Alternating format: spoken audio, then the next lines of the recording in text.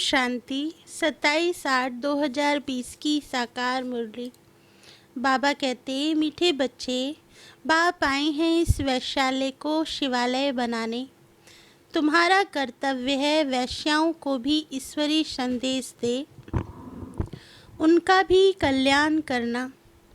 प्रश्न, कौन से बच्चे अपना बहुत बड़ा नुकसान करते हैं? उत्तर, जो किसी भी कारण से मुरली पढ़ाई मिस करते हैं, वे अपना बहुत बड़ा नुकसान करते हैं। कई बच्चे तो आपस में रूठ जाने के कारण क्लास में ही नहीं आते, कोई ना कोई बहाना बनाकर घर में ही सो जाते हैं। इससे वे अपना ही नुकसान करते हैं, क्योंकि बाबा तो रोज़ कोई ना कोई नई युक्तियाँ बताते रहते हैं।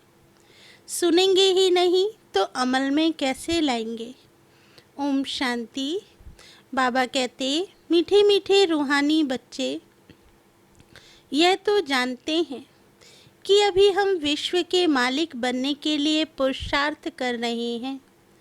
भल माया भी भुला देती है, कोई कोई को तो सारा दिन भुला देती है।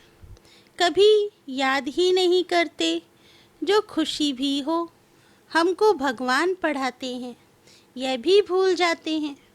भूल जाने के कारण फिर कोई सर्विस नहीं कर सकते। रात को बाबा ने समझाया, अधम ते अधम जो वैश्याएं हैं, उनकी सर्विस करनी चाहिए। वैश्याओं के लिए तुम ऐलान करो कि तुम बाप के इस ज्ञान को धारण करने से स्वर्ग के विश्व की महारानी बन सकती हो। साहूकार लोग नहीं बन सकते।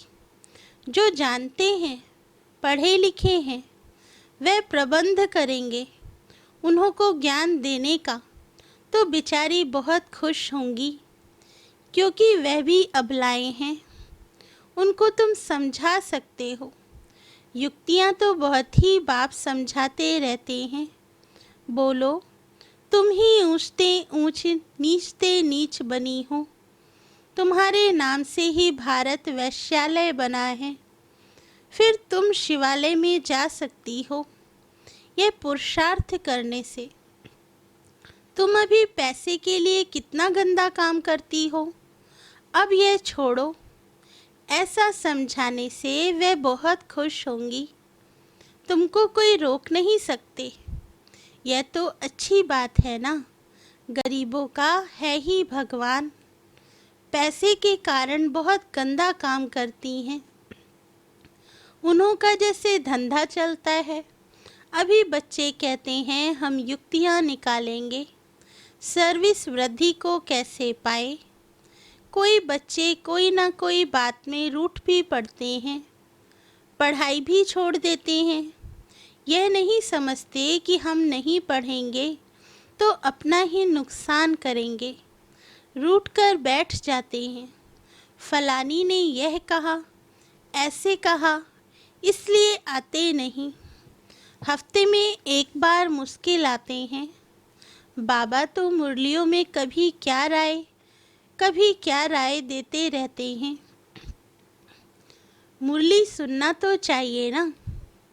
क्लास में जब आएंगे तो सुनेंगे। ऐसे बहुत हैं, कारण अकारणे बहाना बनाए सो जाएंगे। बाबा कहते, अच्छा आज नहीं जाते हैं। ऐसी अच्छी अच्छी पॉइंट्स सुनाते हैं। सर्विस करेंगे तो ऊंच पद भी पाएंगे। यह तो है पढ़ाई। बनारस हिंदू यूनिवर्सिटी आदि में शास्त्र बहुत पढ़ते हैं। दूसरा कोई धंधा नहीं होगा तो बस शास्त्र कंठ कर सत्संग शुरू कर देते हैं। उनमें उद्देश्य आदि तो कुछ है नहीं।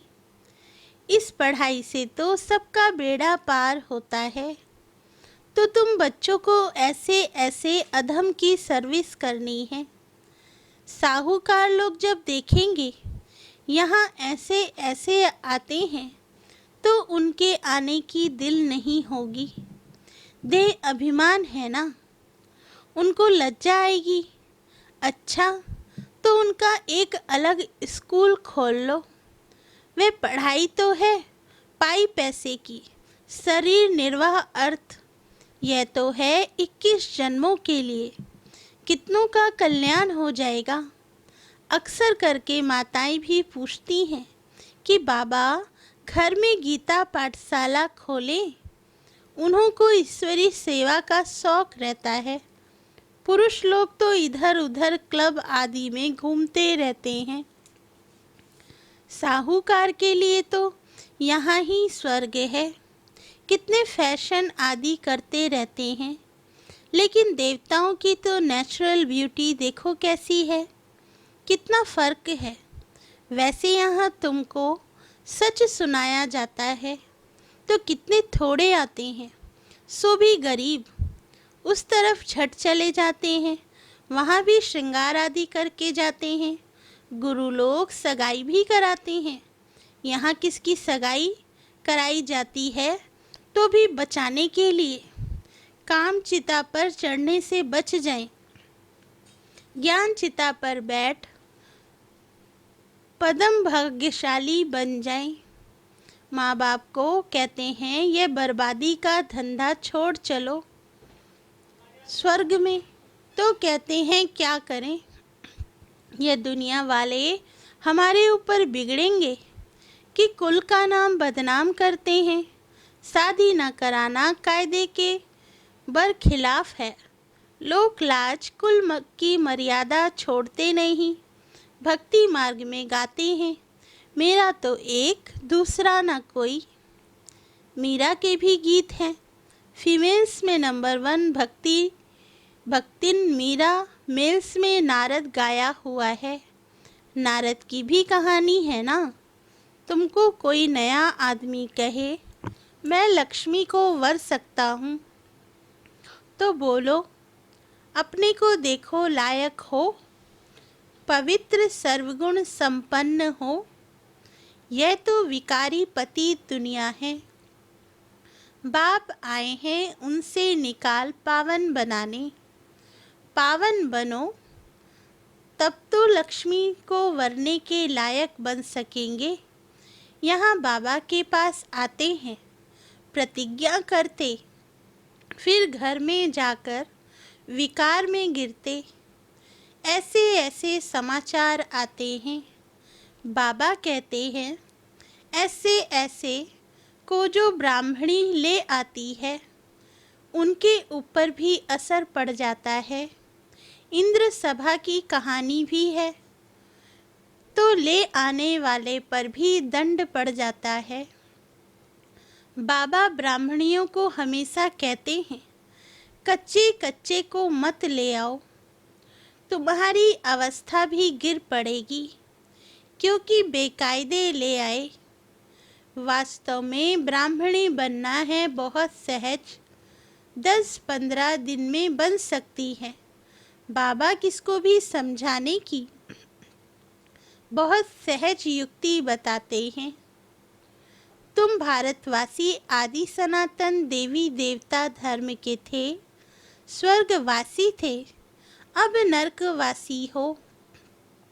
फिर स्वर्गवासी बनना है तो यह विकार छोड़ो, सिर्फ बाप को याद करो तो विक्रम विनाश हो जाए। कितना सहज है, परंतु कोई बिल्कुल समझते नहीं है। खुद ही नहीं समझते तो औरों को क्या समझाएंगे।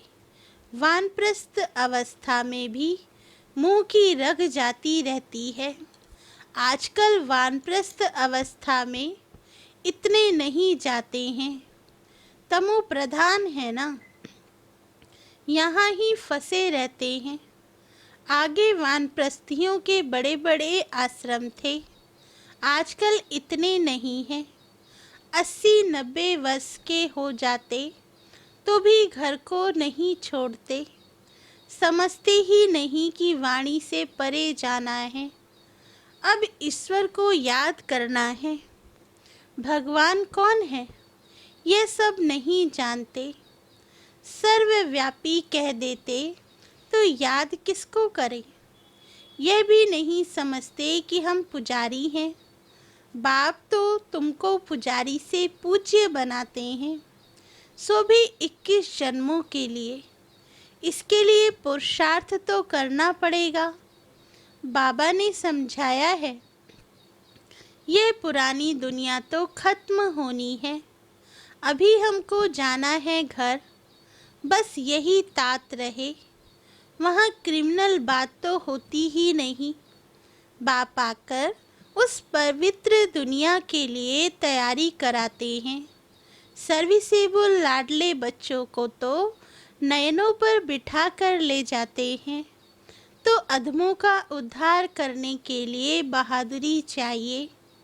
उस गवर्नमेंट में तो बड़े बड़े झुंड होते हैं, टिप टॉप हो जाते हैं, पढ़े लिखे। यहाँ तो कई गरीब साधारण हैं, उनको बाप बैठ इतना ऊंच उठाते हैं। चलन भी बड़ी रॉयल चाहिए।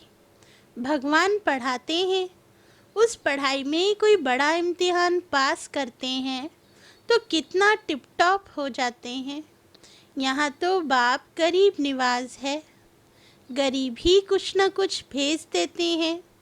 1-2 रुपए का भी मनी ऑर्डर भेज देते हैं। बाप कहते हैं, तुम तो महान भाग्यशाली हो, रिटर्न में बहुत मिल जाता है। यह भी कोई नई बात नहीं। साक्षी हो ड्रामा देखते हैं। बाप कहते हैं, बच्चे अच्छी रीति पढ़ो, यह ईश्वरीय यज्ञ है। जो चाहे सो लो, लेकिन यहाँ लेंगे तो वहाँ कम हो जाएगा। स्वर्ग में तो सब कुछ मिलना है। बाबा को तो सर्विस में बड़े फुर्त बच्चे चाहिए, सुदेश जैसी, मोहिनी जैसी, जिनको सर्विस का उमंग हो। तुम्हारा नाम बहुत बाला हो जाएगा, फिर तुमको बहुत मान देंगे। बाबा सब डायरेक्शन देते रहते हैं। बाबा तो कहते हैं, यहाँ बच्चों को जितना समय मिले याद में रहो। इम्तिहान के दिन नज़दीक होते हैं तो एकांत में जाकर पढ़ते हैं। प्राइवेट टीचर भी रखते हैं। हमारे पास टीचर तो बहुत हैं, सिर्फ पढ़ने का शौक़ चाहिए। बाप तो बहुत सहज समझाते हैं, सिर्फ अपने को आत्मा निश्चय करो।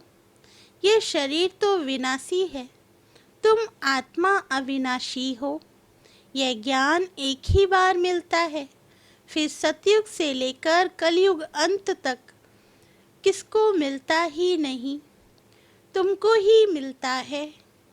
बाबा कहते, हम आत्मा हैं, यह तो पक्का निश्चय कर लो। बाप से हमको वर्षा मिलता है, बाप की याद से ही विक्रम विनाश होंगे। बस ये अंदर रटते रहो तो भी बहुत कल्याण हो सकता है। परंतु चार्ट रखते नहीं, लिखते लिखते फिर थक जाते हैं। बाबा बहुत सहज कर बतलाते हैं, हम आत्मा सतो प्रधान थी, अब तमो प्रधान बनी हूँ। अब बाप कहते हैं, मुझे याद करो तो सतो प्रधान बन जाएंगे। कितना सहज है, फिर भी भूल जाते हैं। जितना समय बैठो अपने को आत्मा समझो। मैं आत्मा बाबा का बच्चा हूँ। बाप को याद करने से स्वर्ग की बादशाही मिलेगी। बाप को याद करने से आधा कल्प के पाप भस्म हो जाएंगे। कितना सहज युक्ति बतलाते हैं। सब बच्चे सुन रहे हैं। यह बाबा खुद भी प्रैक्टिस करते हैं, तब तो सिखाते हैं ना। मैं बाबा का रथ हूँ, बाबा मुझे खिलाते हैं। तुम बच्चे भी ऐसे समझो, शिव बाबा को याद करते रहो तो कितना फ़ायदा हो जाए, परंतु भूल जाते हैं। बहुत सहज है। धंधे में कोई ग्राहक नहीं है तो याद में बैठ जाओ, मैं आत्मा हूँ, बाबा को याद करना है। बीमारी में भी याद कर सकते हो। बांधेली हो तो वहाँ बैठ तुम याद करती रहो तो 10-20 वर्ष वालों से भी ऊंच पद पा सकती हो। अच्छा, मीठे मीठे सिकिल दे बच्चों प्रति माता पिता बाप दादा का याद प्यार और गुड मॉर्निंग। रूहानी बाप की रूहानी बच्चों को नमस्ते। धारणा के लिए मुख्य सार। फर्स्ट पॉइंट, सर्विस में बहुत बहुत फुर्त बनना है। जितना समय मिले एकांत में बैठ बाप को याद करना है। पढ़ाई का शौक रखना है, पढ़ाई से रूठना नहीं है। सेकंड पॉइंट, अपनी चलन बहुत बहुत रॉयल रखनी है। बस अब घर जाना है, पुरानी दुनिया खत्म होनी है, इसलिए मुँह की रगें तोड़ देनी है। वानप्रस्थ वाणी से परे अवस्था में रहने का अभ्यास करना है। अधमों का भी उद्धार करने की सेवा करनी है। वरदान, ब्रह्मा बाप समान महात्याग से महान भाग्य बनाने वाले नंबर 1 फरिश्ता सो विश्व महाराजन भव।